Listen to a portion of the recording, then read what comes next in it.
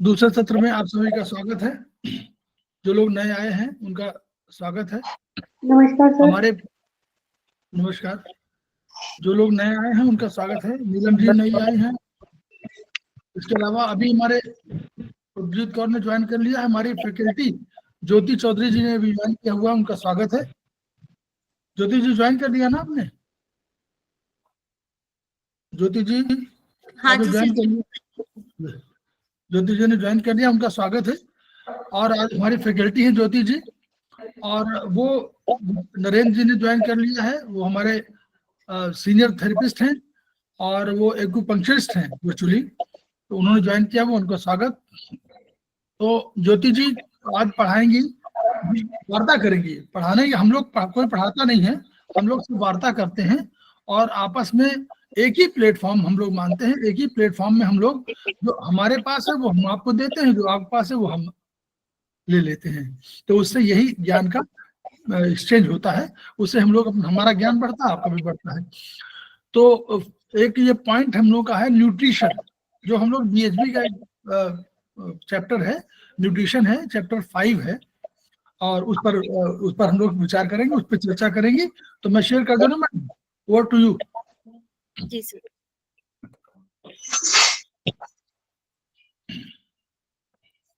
Start करूं sir? जी, आपको शेयर कर दिया मैंने। शेयर हो रहा ना? जी जी जी जी सर। जी सर। हमारा चैप्टर है चैप्टर नंबर 5, फूड या न्यूट्रिएंट। अब भोजन, भोजन कैसा होना चाहिए? हर प्राणी को जीने के लिए, जीवन जीने के लिए क्या चाहिए होता है? भोजन की आवश्यकता होती है। हम बिना भोजन के लंबे समय तक जीवित नहीं रह सकते हैं। तो भोजन में हमें जितने भी न्यूट्रिएंट होते हैं वो हमें हमारे शरीर को कहाँ से मिलते हैं? भोजन से प्राप्त होते हैं। जैसे प्रोटीन, विटामिन, कार्बोहाइड्रेट, वसा, फैट्स, मिनरल्स, सारी जितनी भी चीजें, रेफ्रेश हमें कहाँ से प्राप्त होती है? भोजन। और भोजन क्या करता है? हमारे शरीर को विकासशील करता है। विकसित हमारे शरीर उसी के ही कारण होता है। तो अगर हम यहाँ पे बताया गया है कि एक गर्भावस्था में जो विकासशील गुण होता है वो अपनी माँ के ऊपर। बंद कर लेना, किसी वीडियो चल रहा है क्या? और लोग बंद कर देना प्लीज। वो अपनी माँ पे निर्भर होता है, क्योंकि उसके लिए भोजन कहाँ से मिल रहा है? उसकी माँ से उसे प्राप्त होता है। तो आवश्यक तत्व माँ से लेता है और उनमें से कुछ प्रतिशत तत्व क्या करता है? वो अपने आप में भंडारित करता है, ताकि वो जन्म लेने पे उसे ऊर्जा उसी से ही प्राप्त हो। मानव को भोजन की आवश्यकता ऊर्जा उत्पादन हेतु होती है। अगर हम भोजन नहीं करेंगे तो हमारे शरीर में ऊर्जा ही नहीं उत्पन्न नहीं होगी, तो हम कोई भी कार्य नहीं कर पाएंगे। हमारा शरीर क्या हो जाएगा? कमजोर हो जाएगा। तो मानव शरीर को भोजन की आवश्यकता होती है। एक तो उसके शरीर का विकास होता है, उसे एनर्जी मिलती है जिससे उसकी कार्य क्षमता में वो इस्तेमाल करता है। तो भोजन में हमें क्या क्या चीजें आवश्यक होती है? प्रोटीन, वसा, कार्बोहाइड्रेट, मिनरल्स, ये सारी चीजें हमें भोजन में आवश्यक होती है। और ये हमें मिलती है कि वनस्पतियों से मिलती है या हम जानवरों से भी प्रोटीन लेते हैं। तो इसलिए हमारी जो भोजन की पूर्ति होती है वो वनस्पतियों से और खाद्य पदार्थों, वनस्पतियों और जानवरों से पूर्ण होती है। और इस चैप्टर में हमें जो मेन में जो चीजें पढ़नी है वो पहला है प्रोटीन, फिर वसा है, वसा के कार्य हैं, फिर कोलेस्ट्रॉल है, कोलेस्ट्रॉल के कार्य और उसकी हानि बतानी है। उसके बाद कार्बोहाइड्रेट, कार्बोहाइड्रेट से ऊर्जा मिलती है और हमें कैलोरी। इस चैप्टर का जो संक्षिप्त में है वो हमें ये चीजें पढ़नी। सबसे पहले आता है प्रोटीन। प्रोटीन की आवश्यकता हमारे शरीर में बहुत जरूरी होती है। कि प्रोटीन क्या होता है? एक जीव रासायनिक होता है जिसे बायोलॉजिकल नेम क्या होता है इसका? Protein polypeptide.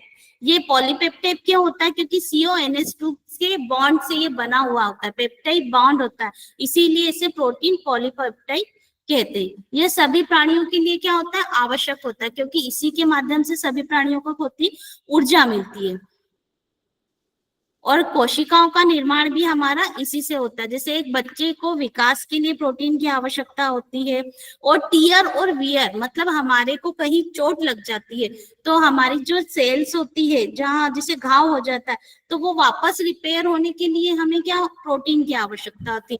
तो टियर एंड वियर, तो हमारी जो कोशिकाएं जो मर जाती है उसे वापस से जो विकास करता है वो होता है प्रोटीन। और गर्भवती महिला में जो स्तन बच्चे को जो फीडिंग के लिए प्रोटीन की आवश्यकता होती है, इसके सहयोग से शरीर क्या होता है, हमारी जो अस्थि पेशियां होती है वो मजबूत होती है, हमारे शरीर को क्या बोलते स्ट्रेंथ मिलती है। और शरीर वो हमारे शरीर में कई तरह के एंजाइम और हार्मोन्स जो होते हैं वो इसी से ही प्रोटीन के माध्यम से ही निर्मित होते हैं। और शरीर क्या प्रोटीन क्या करता है, हमें एक सुरक्षा प्रदान करता है, एक कवच की तरह, क्योंकि हमारे शरीर में जो एंटीबॉडीज बनती है वो भी प्रोटीन के माध्यम से ही बनती। और हम प्रोटीन कैसे प्राप्त कर सकते हैं, प्रोटीन हम वनस्पतियों से प्राप्त करते हैं, वो वेजिटेरियन प्रोटीन कहलाता है। और जो हम जानवरों से प्राप्त करते हैं वो कहलाता है नॉन वेजिटेरियन प्रोटीन। और प्रोटीन हमारा कैसे प्रोटीन पचता है, हमारा एमिनो एसिड में टूट के। प्रोटीन का पाचन हमारी छोटी आंत में होता है, और जो प्रोटीन होता है वो टूटता है, एमिनो एसिड में परिवर्तित होता है, फिर वहीं से हमारी छोटी आंत में ये पचता है। और उसके माध्यम से जो प्रोटीन पच जाता है वो यकृत एवं कोशिकाओं में चला जाता है, तथा पुनः आवश्यक प्रोटीन संग्रह की क्षमता अत्यंत कम होती है, अनावश्यक और जो आवश्यकता से अधिक अमीनो एसिड जो उत्पादन हेतु उपयोग कर लिया जाता है वापस से। तो शरीर में 1 ग्राम प्रोटीन अगर जलता है तो उसकी मात्रा कितनी होती है, 4.2 कैलोरी ऊर्जा उत्पादित होती है। अगर हम 1 किलोग्राम प्रोटीन हमारे शरीर में जलता है तो हमें 4.2 कैलोरी की ऊर्जा हमारे शरीर को प्राप्त होती है। यदि हम कार्बोहाइड्रेट और फैट्स को कम मात्रा में लेते हैं तब भी प्रोटीन से हमारे शरीर को ऊर्जा मिलती है। तो अगर हम कार्बोहाइड्रेट और वसा का उपयोग कम कर रहे हैं लेकिन प्रोटीन अगर हम ज्यादा इंटेक कर रहे हैं तब भी हमारे शरीर को एनर्जी मिलती रहेगी, और हमारा जो शरीर रहेगा वो ज्यादा एक्टिव होता है प्रोटीन की मात्रा शरीर में होने से। फिर विभिन्न खाद्य सामग्रियों जैसे refined sugar, oil and fat, इनको छोड़ के बाकी सभी चीजों में कुछ ना कुछ प्रोटीन की मात्रा होती है। जैसे प्रोटीन रिच फूड, आप कहते हैं कि जिनके कार्बोहाइड्रेट, जिनको फैट्स बड़ा होता है, जिनको उन्हें क्या बोलते हैं कि प्रोटीन रिच आप डाइट लीजिए। प्रोटीन रिच डाइट में क्या आ जाते हैं, जैसे मांस आ जाता है, मछली, अंडा, दालें, नट्स, मिल्क, है ना। इस तरीके से ये जो डाइट हम लेते हैं ये कहलाती है प्रोटीन रिच डाइट। शरीर में आवश्यक सभी अमीनो एसिड एक दूसरे में परिवर्तित करने की क्षमता है। मनुष्य के शरीर में एमिनो एसिड से उनका निर्माण नहीं कर सकता। अब कुछ जो प्रोटीन होते हैं वो एसेंशियल एमिनो एसिड की संख्या दी गई है। 10 तरीके के म्यूट कर दो, बीच में ना आवाजें आ रही हैं, अजीब सा की आवाज आ रही है। मुन्नी गुप्ता जी का खुला है, और सुनील जोशी जी का भी माइक ऑन है, उसमें से भी कुछ आवाज आ रही है। तो जो एसेंशियल अमीनो एसिड होता है वो प्रोटीन के 10 टाइप में हमारे शरीर में उपलब्ध होता है, जैसे आर्जिनाइन, लियोसाइन, लाइसाइन,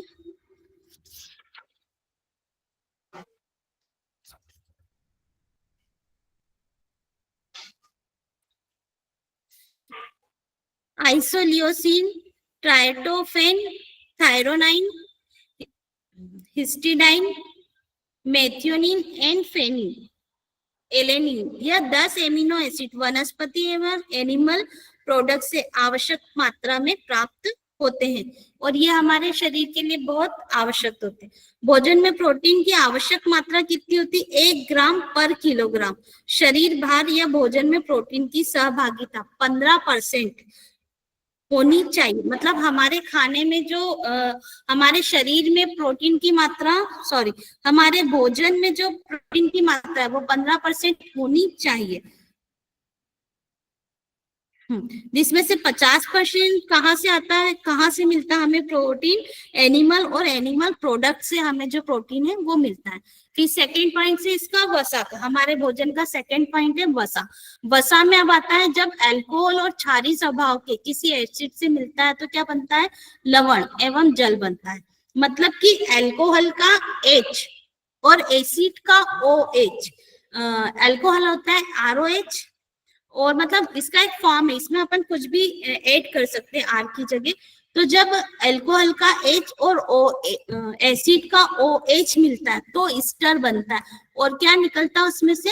पानी, लवण और जल, उसमें से ईस्टर बनता है। जो ईस्टर होता है वो फ्रूटी स्मेल का कंपोनेंट होता है। ईस्टर में से ऐसी फ्रूट वाली स्मेल आती है, तो यहीं पे वो ईस्टर बताया गया है। Fats are the ester of fatty. इसी तरह से जो फैट्स बनती है वो फैटी एसिड कैसे मिलता है? ट्राइड्रिक अल्कोहल और ग्लिसरॉल, ये दोनों मिलके क्या बनाते हैं? फैट्स बनाते हैं। तो इस तरीके से शरीर में हमारे फैट्स का निर्माण होता है। प्राकृतिक भाषा में सामान्य 3। हाँ, अब हमारे शरीर में जो फैटी एसिड होते हैं वो 3 प्रकार के पाए जाते हैं। एक तो पल्मेटिक एसिड और स्टेरिक एसिड और ओलिसिक एसिड। जिसमें से क्या होता है, 2 जो होते हैं जैसे पल्मेनिक एसिड और स्टेरिक एसिड क्या होते हैं? सैचुरेटेड फैटी एसिड होते हैं। सैचुरेटेड कैसे होते हैं? क्योंकि इनके जो C और C के बीच में जो बॉन्ड होते हैं वो सिंगल बॉन्ड होते हैं। इस कारण से ये पचने में भी आसान होते हैं हमारे शरीर में, इसीलिए इसे सैचुरेटेड एसिड कहते हैं। और अनसैचुरेटेड एसिड कैसे होते हैं? जिसमें डबल बॉन्ड होते हैं। जो कार्बन कार्बन रहते हैं उसमें डबल बॉन्ड होते हैं, इसलिए उसे अनसैचुरेटेड एसिड कहलाता है।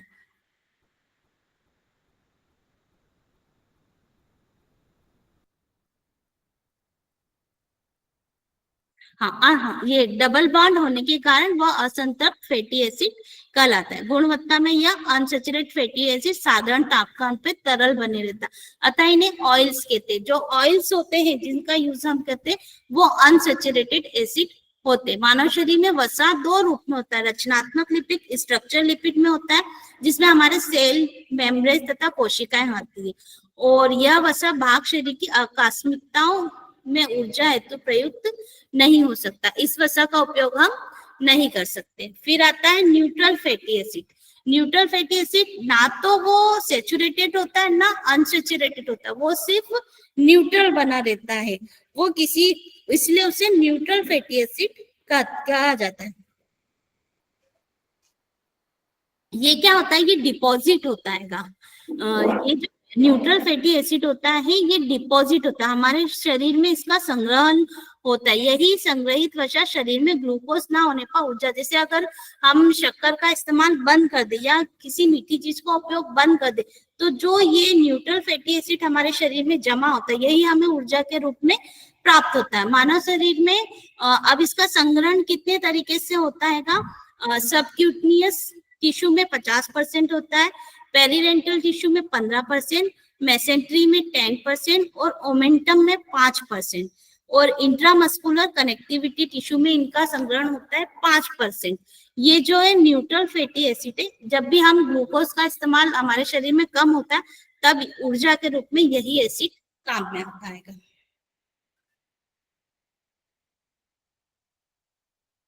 हाँ, और इनमें से भी सबसे पहले जो इस्तेमाल में आता है वो सब क्यूटनियस फैट ही सर्वप्रथम उपयोग में आता है। इनकी संग्रहण क्षमता भी असीमित होती है।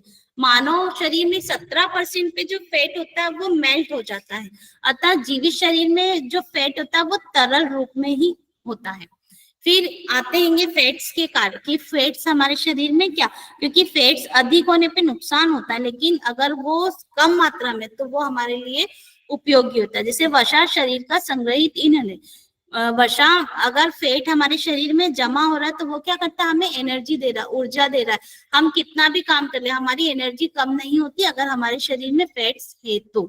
यह भोजन का प्लेटेबिलिटी प्रदान करता है और गैस्ट्रिक एम्प्टी टाइम घटाता है। मतलब ये भोजन का पाचन जो रहता है वो उसका टाइम कम कर देता है, भोजन पचने में हमें समय लगता है। फिर एसेंशियल फैटी एसिड स्वस्थ शरीर के विकास के लिए आवश्यक होता है। यह शरीर में पिगमेंट, रेटिनॉल, कोफैक्टर और विटामिन के degeneration, boils, salt, hormone, sex steroid तथा बाह्य एवं अंत कोशिकाओं में मैसेंजर बनाते हैं। तो एसेंशियल फैटी एसिड हमारे शरीर के लिए बहुत आवश्यक होता है। फिर है एसेंशियल फैटी एसिड, वे फैटी एसिड है जिनका संश्लेषण मानव शरीर नहीं कर सकता है। ये इसका हम संश्लेषण नहीं कर सकते। ये हमें किस रूप में मिलता है? इसे हम मिलता है लिनोलिक, ये मिलता है लिनोलिक, लाइनोलेनिक, एराकिडोनिक एसिड। इनका संश्लेषण वनस्पति कर लेती, ये वनस्पति से हमें प्राप्त होता है, हम इससे डायरेक्ट नहीं कंज्यूम कर सकते। ये तीनों क्या होते हैं? अनसैचुरेटेड फैटी एसिड होते हैं। अतः वेजिटेबल ऑयल में इसकी मात्रा क्या होती? अधिक पाई जाती। और भोज्य खाद्य में वसा निम्न। अब वसा को हम किस रूप में वर्गीकृत करते हैं? एक तो विजिबल फैट्स और एक अनविजिबल फैट्स। विजिबल फैट्स कौन से होते हैं? वे वसा जो अधिकतम वसा युक्त है, जैसे जिसे हम देख रहे मक्खन, घी, ये सैचुरेटेड फैटी एसिड है। ये हमारे शरीर के लिए अच्छे होते हैं क्योंकि ये क्या होते हैं? पचते हमारे शरीर, पचते अच्छी तरीके से, इसीलिए ये वाले जो फैटी एसिड है ये हमारे लिए लाभकारी। इनके अलावा वनस्पति वसा, मूंगफली, सरसों, नारियल, सूर्यमुखी तथा तिल के तेल, जिनमें अनसैचुरेटेड फैटी एसिड अधिक है। Saturated fatty acid animal fat से अधिक पाया जाता है और उनमें विटामिन ए एवं डी अधिक मात्रा में उपलब्ध रहते हैं। अनसैचुरेटेड फैटी एसिड वनस्पति तेलों से पाए जाते हैं, किंतु इनमें विटामिन ए एवं डी की मात्रा नहीं होती है, अपितु विटामिन ई होता है जो इन तेलों को ऑक्सीडाइज होने से बचाता है। शरीर में इनकी सहभागिता कितनी होती है? लगभग 50% होती है और इनमें से एक या अधिक डबल बॉन्ड होने के कारण इनको ऑक्सीडेशन मुश्किल हो जाता है। मतलब जो सैचुरेटेड है वो तो पच जाएंगे क्योंकि उसमें सिंगल बॉन्ड है, लेकिन डबल बॉन्ड वाले जो अनसैचुरेटेड एसिड होते हैं वो हमें पचने में बहुत मुश्किल देते हैं। फिर आते हैं इनविजिबल फैट्स। वे वसा है जो खाद्यान्नों में अधिक आंशिक मात्रा में मौजूद रहते हैं, अर्थात उक्त खाद्यान्न प्रोटीन या कार्बोहाइड्रेट की मुख्य सहभागिता रखता है। जैसे सेरेलस, दालों से मिलता है, ये हमें सेरेलस से मिलता है, अन्न से मिलता है, दाल से मिलता है, ऑयल सीड से मिलता है, नट्स, सोयाबीन, दूध, अंडा एवं मांस से ये हमें प्राप्त होते हैं। और इनकी हमारे भोजन में सहभागिता कितनी होती है? 35%। विजिबल की 50% और अनविजिबल की होती है 35%। फिर आता है कोलेस्ट्रॉल। कोलेस्ट्रॉल वसा से ही रिलेट करता है। यह कार्बनिक तत्व वसा का ही सहोदर है, परंतु इसकी रचना कॉम्प्लेक्स मोनोसाइट्रिक सेकेंडरी अल्कोहल से हुई है। यह फैटी एसिड के साथ मिलकर वैक्स बनाता है। वैक्स बनाने से क्या होता है? ये हमारे शरीर में दुखदाई है क्योंकि अपने हार्ट में, अपने शरीर में ये वैक्स जमने लगती है और यही हमारे शरीर को नुकसान पहुंचाती है। सामान्यतः ये वसा की ही भांति शरीर का एक आवश्यक तत्व है। यह एनिमल प्रोडक्ट से प्राप्त होता है, जैसे घी, दूध, अंडा, मछली, मांस बहुतायत में पाया जाता है तथा वनस्पति में ये क्या होता है? कम उपलब्ध होता है। यह कोशिकाओं द्वारा वसा या कार्बोहाइड्रेट से भी संश्लेषित कर लिया जाता है, अतः शरीर में इसकी कमी नहीं पाई जाती जब तक कि स्टार्वेशन या मेल न्यूट्रिशन की दशा ना हो। भोजन पकाने पर यह नष्ट नहीं होता है और छोटी आंत में वसा से अलग इसका शोषण होता है। ये भी कहाँ पचता है? छोटी आंत में ही पचता है और इसका जो संश्लेषण है वो वसा से क्या हो जाता है? अलग हो जाता है। और ये जो कोलेस्ट्रॉल होता है ये भोजन को पकाने के बाद भी ये नष्ट नहीं होता है, ये वैसा की वैसा बना रहता है।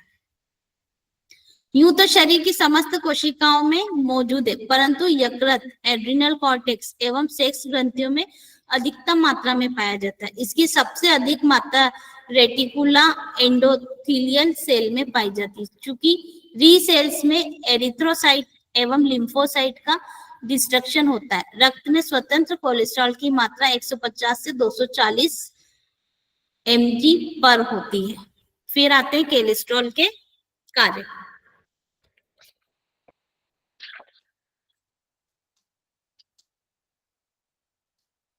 हाँ, कोलेस्ट्रॉल क्या कार्य करता है हमारे शरीर में, मेम्ब्रेन्स की संरचना में ये सहभागिता करता है।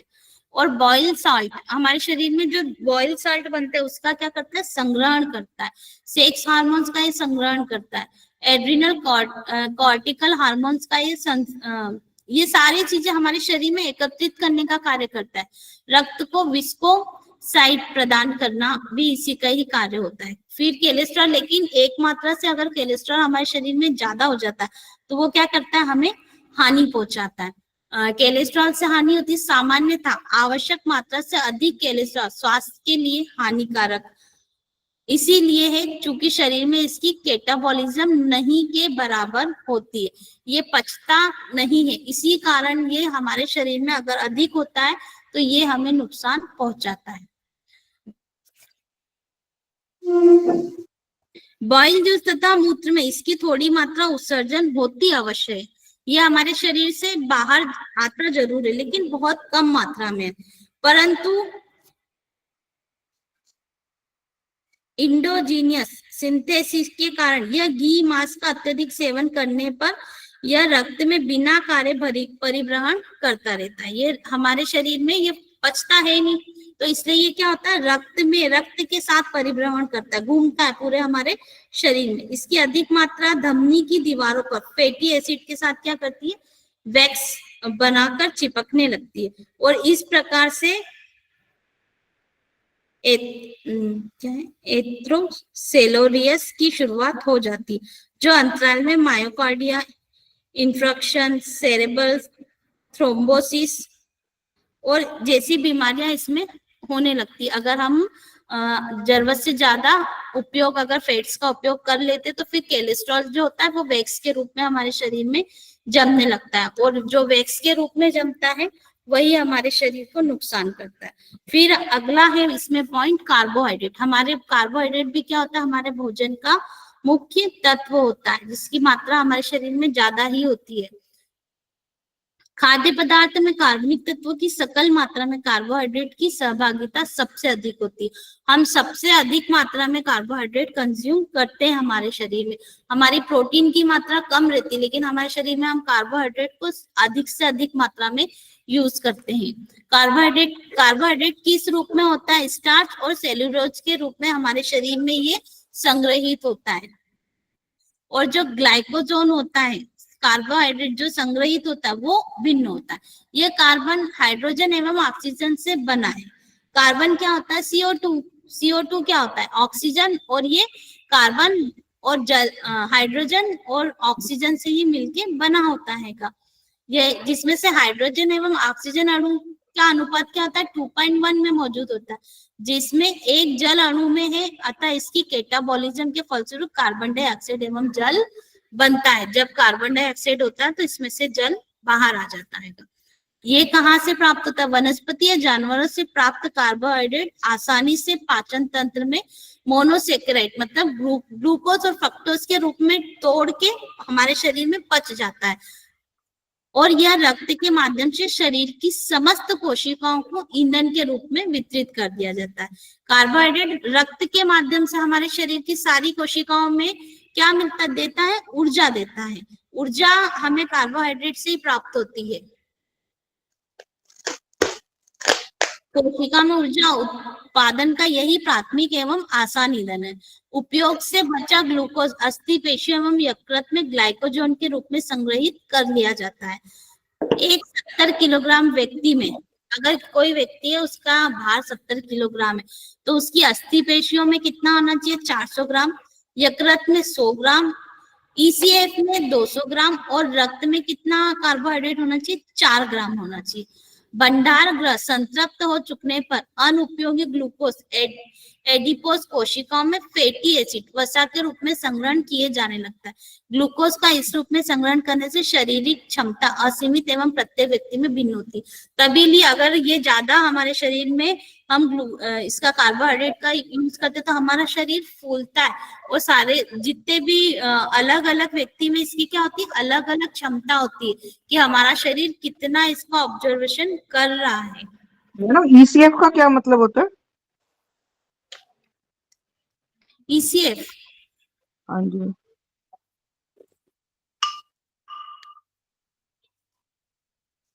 जी Fluid. बत- cellular fluid, External cellular fluid. जी सर। extracellular fluid, External. Cellular food. extracellular fluid, जी सर आगे।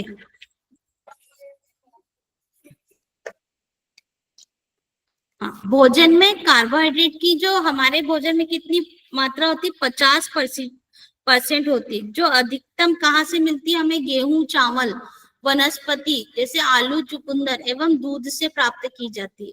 भोजन में उपयोगी कार्बोहाइड्रेट के साथ अनुपयोगी carbohydrate cellulose, hemicellulose, gums, lignin तथा पेक्टिन्स भी होते हैं, जिन्हें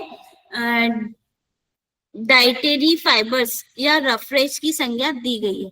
इनका स्वस्थ जीवन में अत्यंत महत्वपूर्ण कारण है। यह भोजन की मात्रा बढ़ाते हैं और आंतों में संकुचन तरंगे पैदा कर वहां उपस्थित पदार्थों को आगे बढ़ने में मदद करते। संकुचन तरंगे मतलब कि ये आंतों को ऐसे फुला देते हैं, जिसमें से जो भी पदार्थ है वो आगे जाने में सहूलियत होती है।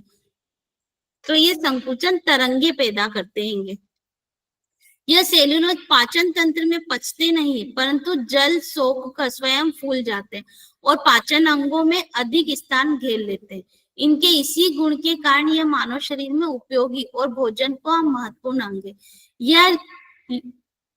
यह लीफी वेजिटेबल्स, फ्रूट तथा अनरिफाइंड सेरेलस में अच्छी मात्रा में मौजूद रहते हैं, इसीलिए इन्हें रफ रेज की संज्ञा दी गई है। खाद्य पदार्थों में मिले हुए अराजक तत्व उपयोगी तत्वों के साथ अनुपयोगी तत्व तो होते हैं, किंतु इनके अलावा कुछ हानिकारक तत्व भी मौजूद पाए जाते हैं।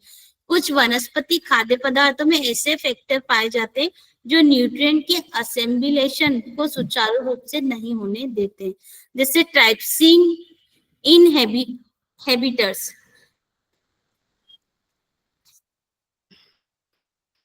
व्हाइट एग यॉक,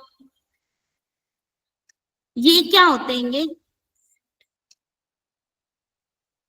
हाँ, ये ऐसे फैक्टर हैं जो क्या होते हैं, असेंबली पदार्थों में ऐसे फैक्टर पाए गए जो न्यूट्रिएंट के असेंबुलेशन को सुचारू रूप से नहीं होते। जो भी हमारा जो न्यूट्रिएंट है उसे क्या करते हैं, इसको सुचारू रूप से नहीं होने देते हैं। ये जो जितने भी 5 तरीके के तत्व बताए गए, जिसमें ट्राइप्सिन इनहिबिटर है, फाइटेट्स है, यह भोजन में मौजूद आयरन, जिंक, कैल्शियम तथा मैग्नीशियम से बंद कर उन्हें संशोधित होने से रोकते हैं।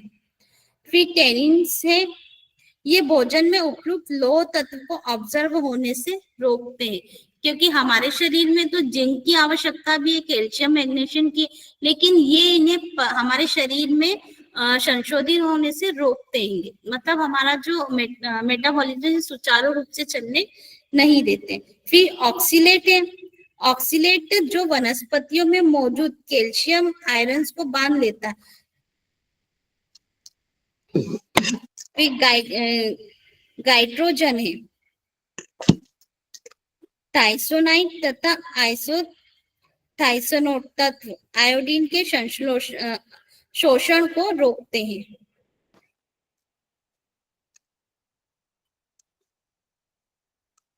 इस तरीके से ये जो 6 तत्व, टॉक्सिन एमिनो एसिड है, लिथरस सेटिवस कॉसेस, ये सभी हमारे शरीर में मैग्नीशियम, कैल्शियम, जिंक, आयोडीन आदि सभी का संशोधन होना रोकते। तो ये हमारे को सुचारू रूप से कार्बोहाइड्रेट को पचने में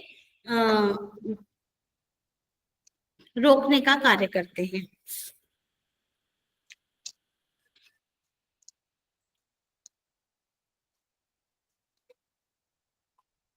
जी सर।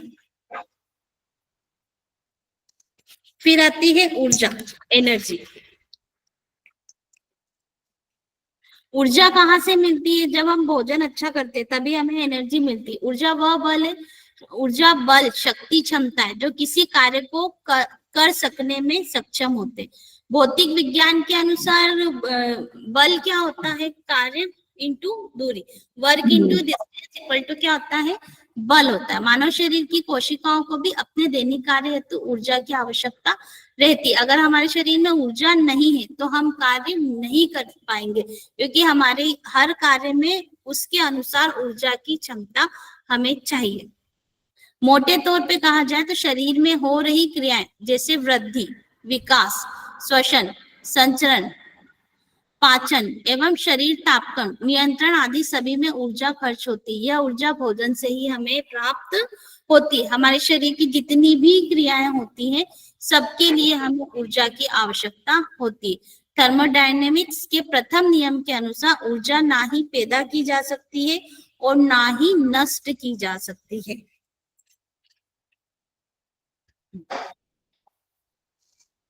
किंतु वह हम ऊर्जा को क्या कर सकते हैं, एक रूप से दूसरे रूप में परिवर्तित की जा सकती है। इस प्रकार हम जो भोजन खाते हैं उसमें ऊर्जा रासायनिक रूप में मौजूद है और जब वे तत्व कोशिकाओं द्वारा मेटाबोलाइज किए जाते हैं तो ऊष्मा उत्पन्न होती है जो ऊर्जा के लिए प्रयुक्त की जाती है। तो ऊर्जा जो कि ना तो इसीलिए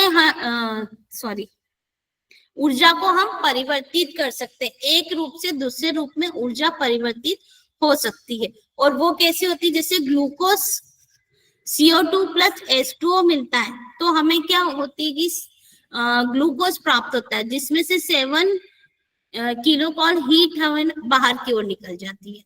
फिर आता है कैलोरी। कैलोरी भी किससे प्राप्त होता है, हमें इसी से ही प्राप्त होता है। यह ऊष्मा ऊर्जा की मानक इकाई है। ऊर्जा को हम किस में नापते हैं, कैलोरी में नापते हैं। एक कैलोरी ऊष्मा ऊर्जा वह मात्रा है जो 1 ग्राम जल का तापक्रम 15 डिग्री सेंटीग्रेड से 16 डिग्री सेंटीग्रेड करने हेतु आवश्यक होती है। प्रयोगशाला में प्राप्त विभिन्न तत्वों का कैलोरी मान, 1 ग्राम स्टार्च कितना होता है, 4.1 किलो कैलोरी। 1 ग्राम प्रोटीन होता है 5.3 किलो कैलोरी। 1 ग्राम वसा होता है 9.3 किलो कैलोरी। सामान्य भोजन में उपयुक्त भोजन तत्व की मात्रा स्वस्थ शरीर में निम्न भांति आकी जाती है। प्रोटीन की मात्रा कितनी होनी चाहिए, 1 ग्राम पर किलोग्राम शरीर भार, जिसमें 50% कितना होना चाहिए, पशु प्रोटीन या पशु प्रोडक्ट से होनी चाहिए। या संपूर्ण भोजन में प्रोटीन की सहभागिता कम से कम कितना होना चाहिए, 15% होना चाहिए। मतलब हम जब भोजन करते हैं तो हमें प्रोटीन कितना कंज्यूम करना, 15% उसकी मात्रा होना चाहिए। फिर कार्बोहाइड्रेट की मात्रा संपूर्ण भोजन का कितना होना चाहिए, 50% या अधिक होनी चाहिए। इसमें सेल्यूलोज वर्ग के सदस्यों की उपस्थिति 10 से 15% अनिवार्य है। वसा की सहभागिता कितनी होनी चाहिए, फैट्स हमारे भोजन में 35 से अधिक नहीं होनी चाहिए, जिसमें पशु प्रोडक्ट कम से कम रहना चाहिए। इनके अलावा आवश्यक मात्रा विटामिन, मिनरल एवं जल की होनी चाहिए। एक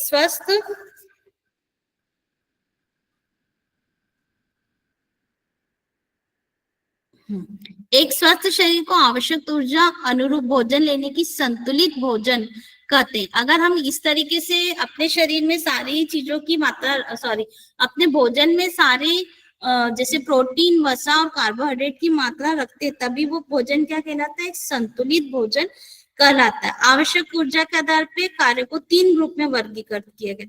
सिंडेटरी कार्य करने वाले का समुदाय जैसे अध्यापक, दर्जी, नाई, एग्जीक्यूटिव, मोची, उपदेशक, पंडित, सेवानिवृत्त व्यक्ति, चपरासी, डाकिया, घरेलू स्त्री और नर्स। फिर मॉडरेट कार्य करने वालों का समुदाय में क्या आते हैं, जैसे मछुआरे जिन्हें ऊर्जा की आवश्यकता ज्यादा है। मछुआरे, डलिया बनाने वाले, कुम्हार, सुनार, खेतीहर, बढ़ाई मिस्त्री, रिक्शा चलाने वाले, बिजली नल मिस्त्री, कुली, घरेलू नौकर। और हेवी कार्य करने वालों का समुदाय मतलब इनको 3 उसमें विभाजित किया गया, जैसे पत्थर तोड़ने वाले, पेड़ काटने वाले, लोहार, खदान मजदूर। 2400 किलो कैलोरी ऊर्जा प्रतिदिन 1 यूनिट। इनके अनुसार अब हमें ये 3 भागों में विभाजित किया। अब इन्हें कितनी ऊर्जा की आवश्यकता होती है वो इसमें बताया गया कि सिंडेटरी कार्य करने वालों में कितना होना चाहिए, पुरुष में 1.0 और स्त्री में कितनी होनी चाहिए, 0.8। मॉडरेट कार्य करने वालों में होनी चाहिए 1.2 और स्त्री में होनी चाहिए 0.9। हेवी कार्य करने वालों में कितनी होनी चाहिए, 1.6 और पुरुष में होनी चाहिए 1.6 और स्त्री में होनी चाहिए 1.2। उम्र के अनुरूप फिर बताई गई है कि कितनी ऊर्जा होना चाहिए। तो 1 से 3 वर्ष में कितनी होनी चाहिए 0.4 यूनिट और 3 से 5 वर्ष में 0.5 यूनिट के अनुसार। 5 से 7 वर्ष में 0.6 यूनिट से और 7 से 9 वर्ष की आयु में 0.7 यूनिट, 9 से 12 वर्ष की आयु में 0.8 यूनिट और 12 से 21 वर्ष में होनी चाहिए 1.0 यूनिट। संतुलित भोजन क्यों आवश्यक है? आवश्यकता से अधिक या कम भोजन दोनों स्थितियों में रोग को निमंत्रण देता है। इसलिए कहा गया है कि बिना भूख के भोजन करना जहर के समान होता है। जब आपका शरीर को नीड है, उसे भूख लगेगी, तभी आप एक संतुलित भोजन कीजिए। अगर हमें भूख नहीं है और फिर भी हम भोजन कर रहे हैं तो वो हमें डाइजेस्ट नहीं होगा, वो बीमारी को निमंत्रण करेगा। और जरूरत से ज्यादा अगर कम भोजन कर रहे, वो भी हमारी बीमारी को कहीं ना कहीं हमें नुकसान देता है। और हमें जब भी भोजन करना है तो भोजन की गुणवत्ता पे हमें सबसे ज्यादा ध्यान देना है कि हम कैसा खाना खा रहे हैं। कम या कार्बोहाइड्रेट की मात्रा को ज्यादा नहीं ले रहे हैं। जाएंगे वहाँ एलोपैथी भी ले जाएंगे प्रिकॉशन। जब भोजन में प्रोटीन की मात्रा आवश्यकता से कम होती है, अधिक भोजन की मात्रा मोटापे से होती है, तो हमें इसलिए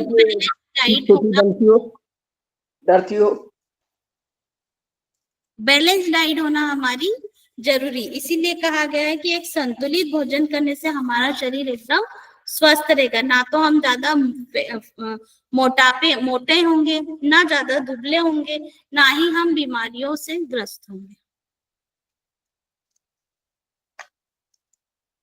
यही है हमारा चैप्टर नंबर 5 फूड।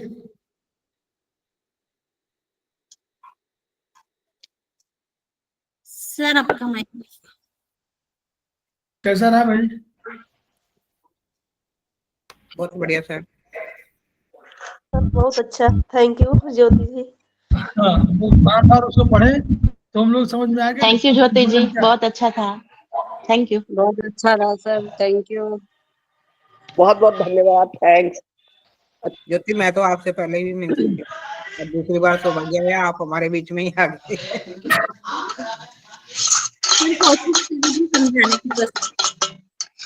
ज्योति मैम धीरे धीरे जो है सारे लोग उसमें शामिल होते जा रहे हैं।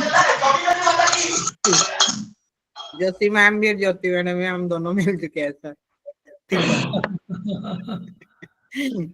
बहुत बढ़िया रहा। देखिए हम लोग जो है सारे चीजों को आत्मसात भी करें, मतलब हम लोग अपने ग्रहण भी करें, दूसरों को भी बताएं। देखिए बताना बहुत आवश्यक है। जब तक ज्ञान को आप बढ़ाएंगे नहीं तब तक जो है खेमका सर का सपना पूरा नहीं होगा। तो कहना चाहते हैं कि अल्टीमेटली हमको हर व्यक्ति तक पहुंचना है।